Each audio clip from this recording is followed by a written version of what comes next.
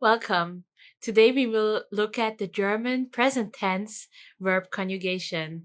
That means changing the verb endings to match the person doing the action. Firstly, we will look at the foundations. That are the pronouns, the infinitives, and the verb stems. Secondly, we will look at the standard verb ending for most verbs. Thirdly, we will look at two special cases, which will help with the pronunciation. At last, we will summarize everything we learned. First, we cover essential building blocks. German pronouns tell us who acts. They are ich, which means I, du, which means you, when you're talking to someone informally, like a friend or a family member. Er, sie, es, which means he, she, it. Wir, which means we. Ihr, which means you. Again, talking informally, like when you're saying you guys.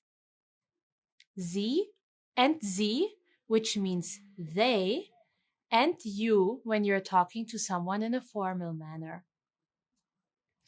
Next, verbs in their basic form are called the infinitive. Infinitives usually end in en. You can see kommen, which means to come, and arbeiten, which means to work, as examples. To change a verb, we need its stem. The stem is the core of the verb. You find the stem by removing the en from the infinitive. For kommen, the stem is komm. For arbeiten, the stem is arbeit. We add endings to this stem.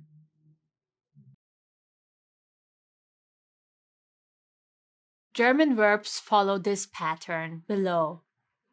The rule is verb stem plus ending.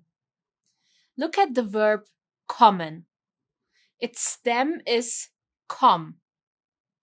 For ich, we add I, which is spoken as Ich komme. Komme, which means to come, is in the first person singular. For du, we add st. Du kommst. Kommst, which means come, is a second person singular informal. For er, sie, es, we add the t. Er kommt. Kommt, which means come, is the third person singular. The wir and the sie forms are different. They add an en. This looks just like the infinitive. The ihr form adds a t. This is the same as the er, sie, es. We say ihr kommt. Now we've reached our first example. We have a German sentence. It's Ich komme zum Meeting. In English, I come to the meeting. The word we are talking about is kommen, the verb. The root of the verb kommen is komm. Root, in other words, also the stem, komm. Now we have a pronoun in the sentence, and it is ich, which means I. So the rule that we have to apply to this situation is to add an e and a to the stem. Komme, komme, komme. It is very important for English speakers to realize that the e turns into a, komme, komme. So we are left with the final result. Ich komme zum Meeting. Now we have reached the special cases. First is the special case A, with the stems ending with the letter T or D. A special rule applies to these stems. Let me give you an example. we have the word arbeiten and reden. The word arbeiten has a stem Arbeit, ending with T. Reden has a stem red, ending with D. In these cases, we would have to add an extra letter before the endings of the following pronouns. We would have to add an extra E before the ending of the pronoun for du, for er, sie, es, and for ihr. Why would we have to do that? It is for easier pronunciation. Let me show you a following table, but it will be explained much easier in the next slide. For du, we have to add an est after the stem. For er, sie, es, and for ihr, we have to add an et after the stem. For example, we will work with the first words, arbeiten. The stem of the word arbeiten is Arbeit, ending with a T, Arbeit. So the special rule applies here. Now look at the following table.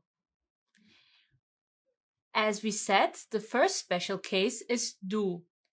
Du, and this normal ending would have been with an st, in red as you see. But here we have to add an e, arbeitest. It would have not been able to pronounce it clearly without that e. The next special case is er, sie, es. Here, the normal conjugation is the T, as seen in red again, but we are adding an E again to pronounce it easier. Arbeitet. The third special case is the ihr. In the normal case, we would have added a T, just like the case before, but we have to add an E again for the better pronunciation. Ihr arbeitet. Ihr arbeitet. If we had only added a T, just like in the normal cases, it would have been Arbeit, which is just like the stem and is not able to be pronounced.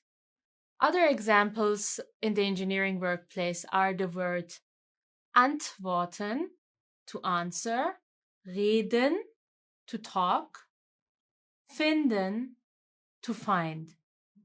Next is the special case B. This involves verb stems ending in an S sound. These are stems ending in S, SZ, or Z. Examples are reisen, which means to travel. The stem is reis. Heißen, which means to be called. The stem is heiß. Or sitzen, which means to sit. The stem is sitz. For these verbs, the do form changes.